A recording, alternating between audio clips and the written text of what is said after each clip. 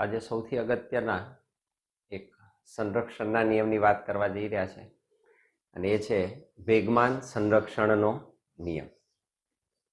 વેગમાનનું સંરક્ષણ થવું ક્યારે આ મળે થોડી એની ચર્ચા કરી દઈએ, ત્યારબાદ એને નોંધીએ એક ઉદાહરણ દ્વારા.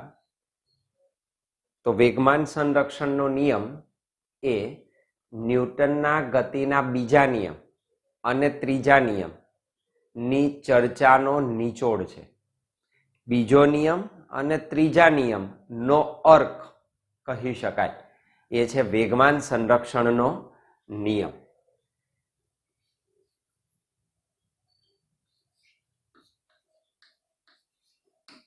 વેગમાન સંરક્ષણ નો નિયમ.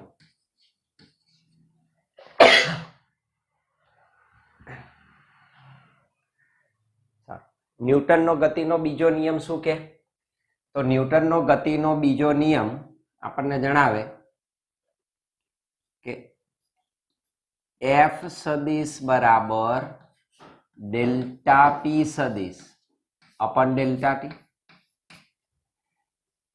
આપેલા પદાર્થ પર લાગતું પરિણામી બાહ્ય બળ એ વેગમાનના ફેરફારના સમય દર જેટલું હોય છે.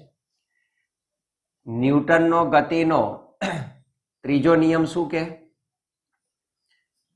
એ પદાર્થ બી પદાર્થ પર બી વડે એ પર જેટલા મૂલ્યનું બળ લાગે એટલું જ બળ એ પદાર્થ બી પદાર્થ પર લગાડે, પણ એની વિરુદ્ધ દિશામાં. પહેલો નિયમ શું હતો? તો કે F net is equal to 0 હોય ત્યારે પ્રવેગ 0 બને, અર્થાત આપેલો પદાર્થ અચળ વેગી ગતિ કરે તો એનો વેગ અચળ રહે. જ્યારે બાહ્ય બળ પરિણામી જે છે એ શૂન્ય હોય તો પ્રવેગ શૂન્ય બને, અર્થાત એની વેગમાં શું થાય? અચળતા આવે, વેગ અચળ બને. પહેલો નિયમ હતો. બીજો નિયમ વેગમાન સાથે સંકલિત છે. અહીં આગળ હું આમ કહી શકું કે જો આપેલ અલગ કરેલા તંત્ર પરનું પરિણામી બાહ્ય બળ શૂન્ય હોય ત્યારે શું થાય? કયું તંત્ર? અલગ કરેલા તંત્રનો મતલબ છે બાહ્ય બળ શૂન્ય હોવું. તો જ્યારે તમે આખું તંત્ર એવું લો કે જેના પરનું પરિણામી બાહ્ય બળ 0 હોય, એફ નેટ 0 થાય, એફ નેટ પરિણામી બાહ્ય બળ 0 થાય ત્યારે આમ લખી શકાય ડેલ્ટા પી સદિશ upon delta T is equal to 0. સમયનો ફેરફાર 0 ન હોય તો કોણ 0 થાય? કે વેગમાનનો ફેરફાર 0 થાય. વેગમાનનો ફેરફાર 0 નો મતલબ શું થયો? તો કે એનું અંતિમ વેગમાન માઇનસ પ્રારંભિક વેગમાન, p final minus p initial it is equal to 0. અર્થાત p final is equal to p initial. અંતિમ વેગમાન એ પ્રારંભિક વેગમાન જેટલું થાય, અર્થાત વેગમાન શું રહે? અચળ રહે, બદલાય નહીં. જેટલું પ્રારંભિક હતું એટલું જ અંતિમ છે. વેગમાનમાં કોઈ ફેરફાર થતો નથી. તો આ વેગમાનની શું થઈ? અચળતા. એ અચળતા જે શું છે એનું સંરક્ષણ થવું, બદલાવવું નહીં. કોઈ રાશિનું સમય સાથે ન બદલાવવું એટલે એનું સંરક્ષણ થવું. તો જ્યારે પરિણામી બાહ્ય બળ 0 હોય ત્યારે વેગમાન શું રહે? અચળ રહે. આ જ વેગમાન સંરક્ષણનો નિયમ છે. પણ કોના માટે લઈશું? આ ખાસ યાદ રાખવાનું, અલગ કરેલું તંત્ર. અલગ કરેલું તંત્ર એટલે કયું? જેના પરનું પરિણામી બાહ્ય બળ શૂન્ય હોય એ અલગ કરેલા તંત્ર માટે વેગમાનનું હંમેશા વેગમાન કેવું રહે? અચળ રહે. એટલે કે એનું પ્રારંભિક વેગમાન અને અંતિમ વેગમાન એક સમાન હોય. તો આ સંરક્ષણનો નિયમ આપણને આપે, વેગમાન સંરક્ષણનો નિયમ. જ્યારે અલગ કરેલા તંત્ર પરનું પરિણામી બાહ્ય બળ શૂન્ય હોય તો તંત્રનું રેખીય વેગમાન અચળ રહે છે, જેને વેગમાન સંરક્ષણનો નિયમ કહેવાય. અને આપણે એક ઉદાહરણ દ્વારા એને સમજીશું. તો વેગમાન સંરક્ષણના નિયમની સમજૂતી મેળવવી બહુ અગત્યનો છે, પણ ખાસ યાદ રાખવાનું, તંત્રને લાગુ પડતો છે, સ્વતંત્ર નહીં. દરેક સ્વતંત્ર પદાર્થને નહીં, આખું તંત્ર ગણવાનું પદાર્થને. અને અલગ કરેલું તંત્ર એટલે કે એના ઉપર કોઈ બાહ્ય બળ લાગતું હોવું જોઈએ નહીં. ત્યારે હંમેશા વેગમાન કેવું રહે? અચળ રહે. અને વેગમાનનું સંરક્ષણ થયું છે તેમ કહેવાય. આપણે સૌથી પહેલું કહ્યું, ગતિના બીજા અને ત્રીજા નિયમની ચર્ચાનો નિચોડ શું દર્શાવે? વેગમાન સંરક્ષણનો નિયમ. ગતિના બીજા અને ત્રીજા નિયમની ચર્ચાનો નિચોડ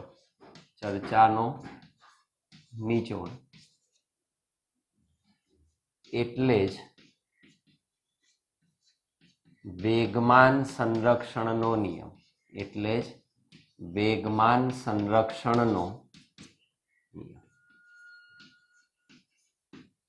બંનેની ઉપયોગિતા આવે. વેગમાન સંરક્ષણના નિયમમાં ન્યૂટનનો ગતિનો બીજો અને ત્રીજો બંને નિયમની ચર્ચાનો નિચોડ છે. ઉદાહરણ દ્વારા સમજૂતી.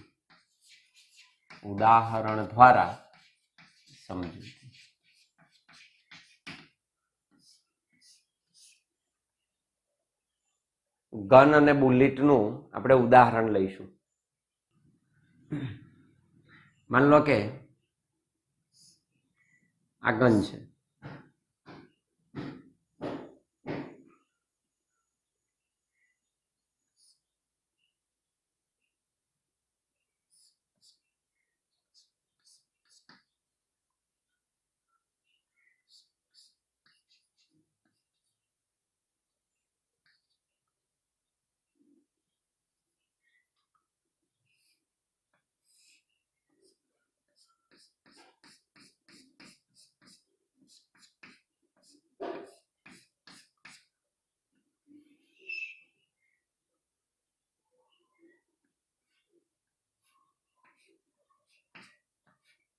માન લો કે આ ગન છે.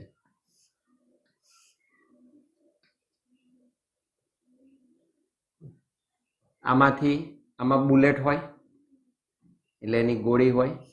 માન લો કે અહીંયા આગળ આ બુલેટ આપણે દોરીએ.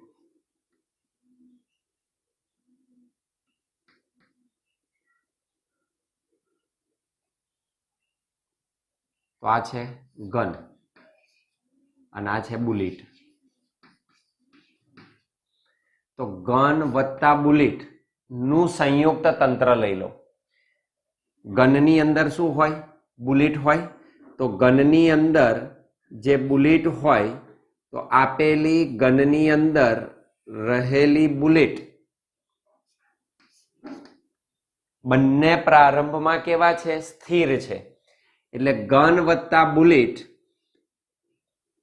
નું બનેલું તંત્ર પ્રારંભમાં સ્થિર છે. આ પ્રારંભિક સ્થિતિ છે. પ્રારંભિક સ્થિતિ. ત્યારબાદ ગનમાંથી બુલેટ છોડવામાં આવે તો ગનમાંથી બુલેટ જ્યારે તમે છોડો ત્યારે બુલેટ આગળ જાય. આ શું થશે? બુલેટ આગળ જાય.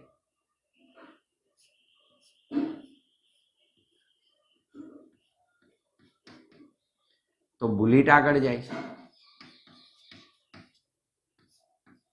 પણ આપેલી ગન પાછી ફેંકાય. ગન ઉપર શું થશે? પાછળની દિશામાં બળ લાગે, તો ગન પાછી ફેંકાય. તો ગન વત્તા બુલેટની પ્રારંભિક સ્થિતિમાં ગન પણ સ્થિર હતી, બુલેટ ગનની અંદર હોય એ પણ સ્થિર હતી, અને બંનેનું તંત્ર ગણું તો પ્રારંભમાં તંત્ર સ્થિર સ્થિતિમાં હતું. તો પ્રારંભિક સ્થિતિમાં તંત્ર સ્થિર છે. તંત્ર કેવું છે? સ્થિર છે. અને જ્યારે તમે ફાયર કરો બુલેટને તો બુલેટ આગળ જાય. તે સમયે આપેલ બુલેટ ઉપર લાગતું ગન દ્વારા લાગતું બળ હું એને કહી દઉં એફ સદિશ. આગળની દિશામાં હોય તો એ આ દિશામાં છે, એને હું ધન ગણી લઈશ, અને આ દિશાને આપણે માઇનસ ગણી લઈશું. તો બુલેટ દ્વારા ગન પર પાછળની દિશામાં બળ લાગે ન્યૂટનના ત્રીજા નિયમ મુજબ. તો ગન બુલેટ પર આગળની દિશામાં બળ લગાડે એટલા જ મૂલ્યનું બળ પણ એની વિરુદ્ધ દિશામાં ગન પર લાગે. કોના દ્વારા? બુલેટ દ્વારા. તો એફ સદિશ આગળની દિશામાં, ગન પર પાછળની દિશામાં. આ જે મળે એને ગન જ્યારે પાછી પડે તો એને રિકોઇલ કહેવાય, પાછા પડવું. તો એને ગનનો રિકોઇલ કહેવાય. તો આ ગનનો રિકોઇલ કેટલો છે? માઇનસ એફ સદિશ. બુલેટ ઉપર આગળની દિશામાં કેટલું બળ લાગે? એફ સદિશ બળ લાગે. તો આ ઉદાહરણ દ્વારા આપણે અત્યારે સમજવાની કોશિશ કરી રહ્યા છે વેગમાન સંરક્ષણનો નિયમ. સૂત્રની સ્વરૂપે આપણે એને આગળ લઈશું. ગન એટલે એને લઈશું સ્મોલ જી વડે, બુલેટને લઈશું સ્મોલ બી વડે. તો બુલેટ એટલે બી, ગન એટલે જી. બુલેટ અને ગનનું તંત્ર પ્રારંભમાં સ્થિર. ફાયર કરીએ ત્યારે બુલેટ ઉપર ગન દ્વારા આગળની દિશામાં બળ લાગે. તો આને આમ પણ લખી શકો તમે, ગન દ્વારા બુલેટ પર લાગતું બળ એફ બી જી કહેવાય, અને આ છે બુલેટ દ્વારા ગન પર લાગતું બળ, તો એની વિરુદ્ધ દિશામાં. તો ન્યૂટનનો ત્રીજો નિયમ તમને મળી શકે. તો આ ઉદાહરણ દ્વારા આપણે એને સમજીએ. ધારો કે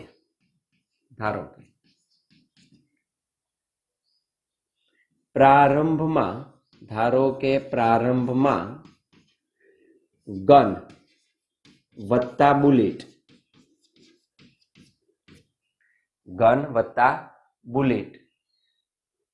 નું બનેલું તંત્ર સ્થિર છે. હવે બંને સ્થિર હોય તો બંનેના પ્રારંભિક વેગ 0 થાય, અને બંનેના પ્રારંભિક વેગ 0 થાય તો તંત્રનું પ્રારંભિક વેગમાન આપણને 0 મળે. અર્થાત ગન વત્તા બુલેટ નું પ્રારંભિક વેગમાન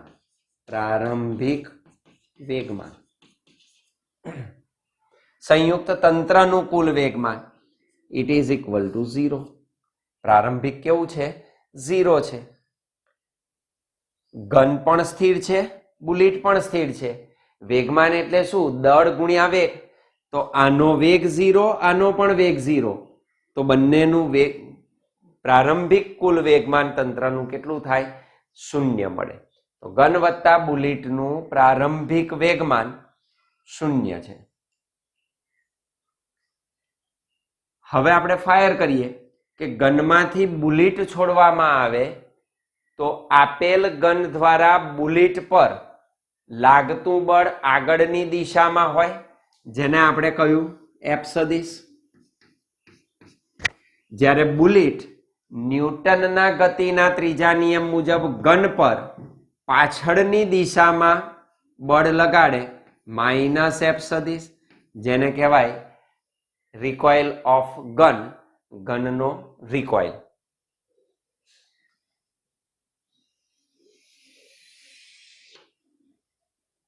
તો હવે શું થશે? ગન દ્વારા બુલેટ છોડવામાં આવે, એટલે ગનમાંથી બુલેટ છોડવામાં આવે તો બુલેટ પર લાગતું બળ આગળની દિશામાં હોય. જ્યારે ગનમાંથી બુલેટ છોડવામાં આવે, એટલે ટ્રિગર આપણે દબાવીએ તો બુલેટ છોડવામાં આવે ત્યારે ગન વડે બુલેટ પર લાગતું બળ કઈ દિશામાં? આગળની દિશા, આપણે એને કહી દઈએ આગળની દિશામાં. એને આપણે કહી દઈએ that is એફ બી જી સદિશ. ગન વડે બુલેટ પર આગળની દિશામાં લાગતું બળ that is equal to F સદિશ. હું એને એફ સદિશ કહી દઉં. તો આગળની દિશામાં લાગે છે.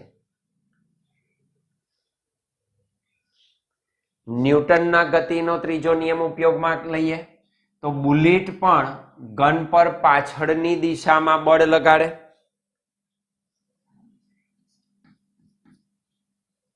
તો બુલેટ વડે ન્યૂટનના ત્રીજા નિયમ મુજબ ગન પર લાગતું બળ, ન્યૂટનના ગતિના ત્રીજા નિયમ મુજબ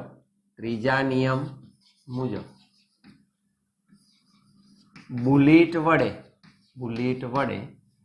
ગન પર લાગતું બળ, કઈ દિશામાં લાગશે? એની પાછળની દિશા. બુલેટ આગળ જાય છે, ગન પાછળ જાય, તો પાછળની દિશામાં. કેટલું લગાડે? તો કે એફ જી બી સદિશ ઇઝ ઇક્વલ ટુ એની વિરુદ્ધ દિશામાં છે, that is માઇનસ એફ સદિશ. તો F G B is equal to minus F સદિશ મળે. આ બંને બળો એક જ સમયગાળા દરમિયાન લાગે. જે વખત તમે ટ્રિગર દબાવો તે જ વખતે બુલેટ આગળ જઈને એ જ ક્ષણે ગન પાછી ફેંકાય. તો બંનેનો સમયગાળો આ બળ લાગવા માટેનો કેવો છે? એક સમાન છે. બંને બળો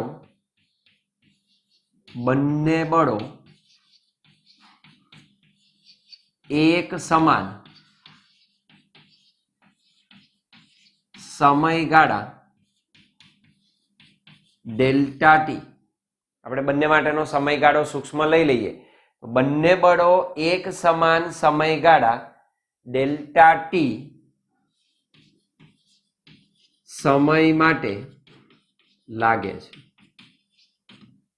તો બંને બળો માટેનો સમયગાળો એક સમાન છે, જેથી કરી બંનેના વેગમાનમાં ફેરફાર થાય. વેગમાનનો ફેરફાર એટલે બળનો આઘાત. તો બંનેનામાં વેગમાનનો ફેરફાર થશે. પ્રારંભમાં સ્થિર હતું, પણ જ્યારે આપણે બળ લાગુ પાડીએ છીએ અને આ જે બળ છે એના આંતરિક બળો અંદરના બળ છે. બહારથી આપણે બંદૂકને કે ગનને ફેંકી નથી દીધી, બાહ્ય બળ નથી લાગતું આ તંત્ર ઉપર. તો તંત્ર ઉપરનું નેટ ફોર્સ પરિણામી શૂન્ય જ છે. પણ ટ્રિગર જ્યારે આપણે ફાયર કરીએ ત્યારે બુલેટ આગળની દિશામાં જાય, ગન પાછી ફેંકાય. બુલેટના વેગમાનમાં થતો ફેરફાર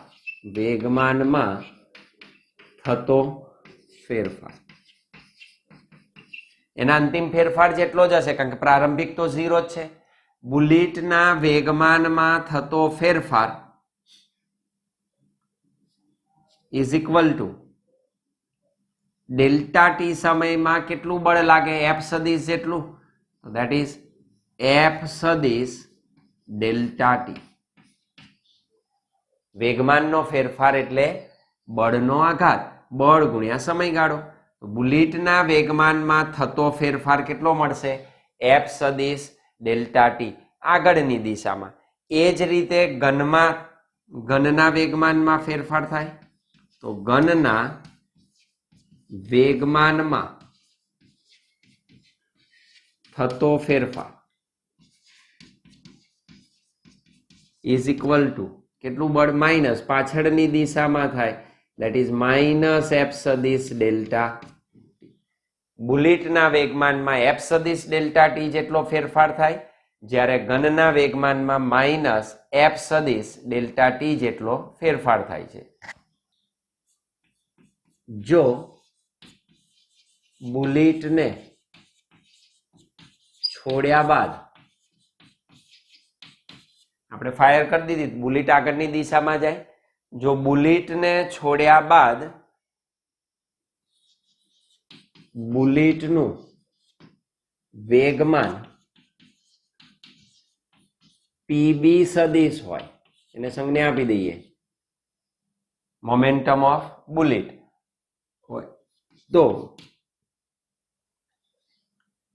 પીબી સદિશ બરાબર કેટલું મળે, એફ સદિશ ડેલ્ટા ટી. એફ સદિશ ડેલ્ટા. તો બુલેટને છોડ્યા બાદ બુલેટનું વેગમાન મને મળશે પીબી સદિશ બરાબર એફ સદિશ ડેલ્ટા ટી. અને ઘન પાછી પડે છે, પાછી ધકેલાય છે, એને કહેવાય રિકોઇલ. રિકોઇલ થવું, પાછા ફેંકાવું. રિકોઇલ ઘનનું વેગમાન, રિકોઇલ ઘનનું વેગમાન પીજી સદિશ હોય, તો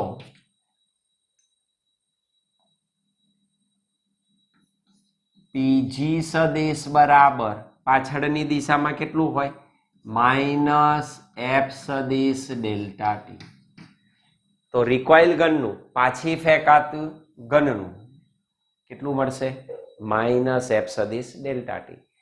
બુલેટનો વેગમાનમાં આગળની દિશામાં ફેરફાર થયો, ઘનના વેગમાનમાં પાછળની દિશામાં ફેરફાર થાય.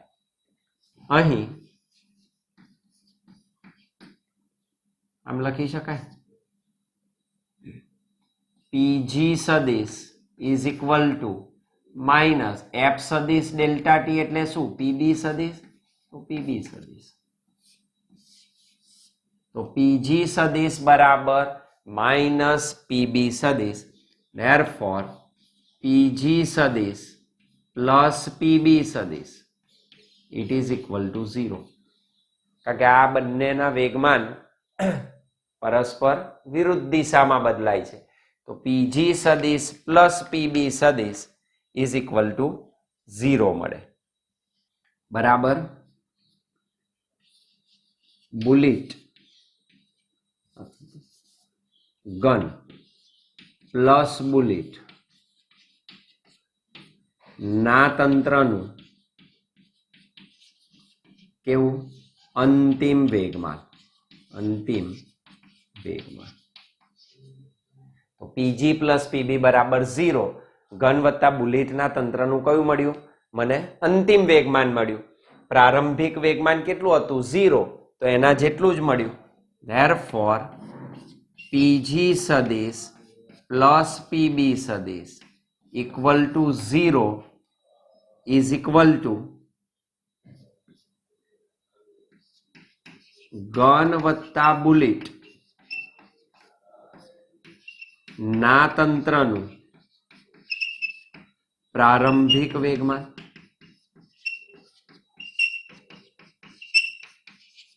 આ જેનું પ્રારંભિક વેગમાન થયું તો એ એનું અંતિમ વેગમાન છે, એ જેનું કયું થયું? પ્રારંભિક વેગમાન. જે ગન વત્તા બુલેટ ના બનેલા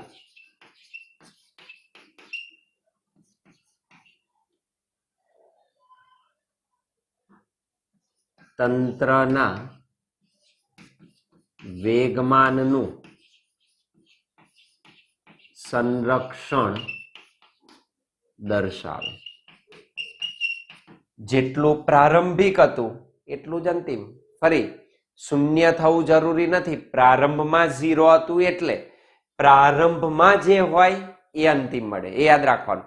પ્રારંભમાં 10 ન્યૂટન સેકન્ડ હોય તો અંતિમ પણ 10 ન્યૂટન સેકન્ડ મળે. એટલે એવું જરૂરી નથી કે 0 જ હોય.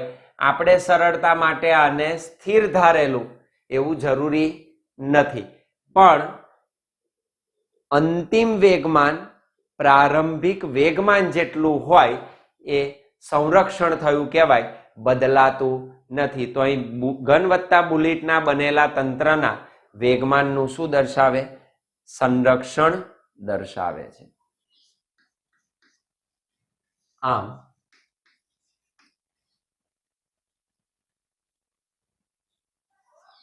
બાહ્ય બળ ન લાગતું હોય, બાહ્ય બળ ન લાગતું હોય તેવા અલગ કરેલા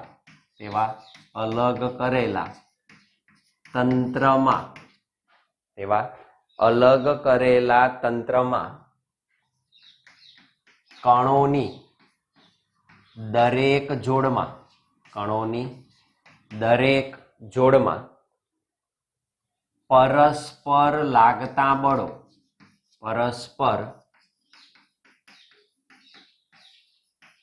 લાગતા બળો વ્યક્તિગત કણોના વેગમાનમાં ફેરફાર કરી શકે. આપણે બે કણ લીધા, એક ગન અને બુલેટ. તો જ્યારે આપણે ટ્રિગર દબાવી ફાયર કર્યું ત્યારે ગનના વેગમાનમાં ફેરફાર થયો અને બુલેટના વેગમાનમાં પણ ફેરફાર થયો. અર્થાત અલગ કરેલા તંત્રમાં એ કણોની પરસ્પર જોડ માં જે બળ લાગ્યા એમણે કણોના વ્યક્તિગત વેગમાનમાં ફેરફાર કર્યા, પણ સમગ્ર તંત્રનું વેગમાન બદલાતું નથી. વ્યક્તિગત કણોના વેગમાનમાં ફેરફાર કરી શકે, પરંતુ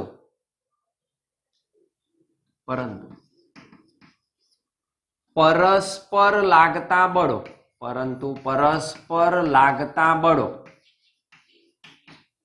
એ આપણે જાણીએ છીએ સમાન મૂલ્યના છે, પણ કેવા છે? વિરુદ્ધ દિશામાં. પરસ્પર લાગતા બળો સમાન અને વિરુદ્ધ દિશામાં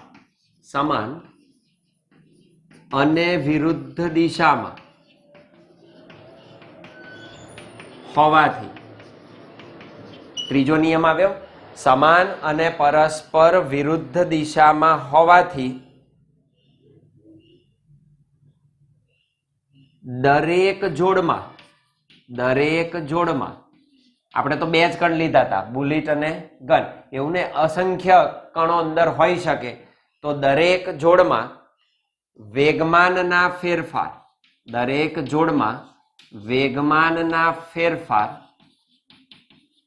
એકબીજાની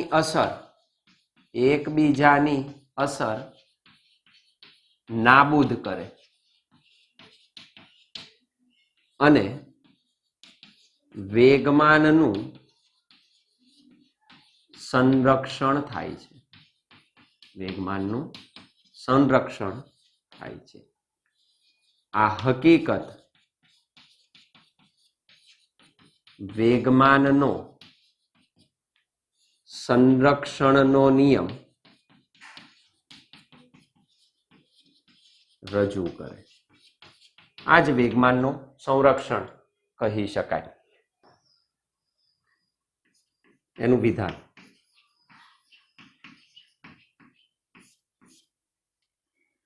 આંતરક્રિયા કરતા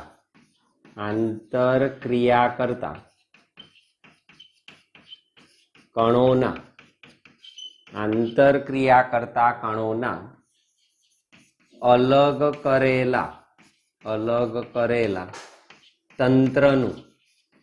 અલગ કરેલા તંત્રનું કુલ વેગમાન અચળ રહે છે.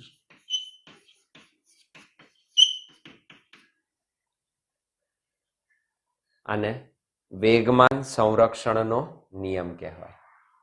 આંતરક્રિયા કરતા કણોના અલગ કરેલા તંત્રનું કુલ વેગમાન અચળ રહે છે. પ્રારંભમાં 0 હતું, અંતિમ પણ 0 મળે, અર્થાત વેગમાનનું સંરક્ષણ થાય. તો વેગમાનનું અચળ હોવું, બાહ્ય બળ ગેરહાજર હોય ત્યારે એ વેગમાનના સંરક્ષણને રજૂ કરે છે. તો આ વેગમાન સંરક્ષણનો નિયમ થયો.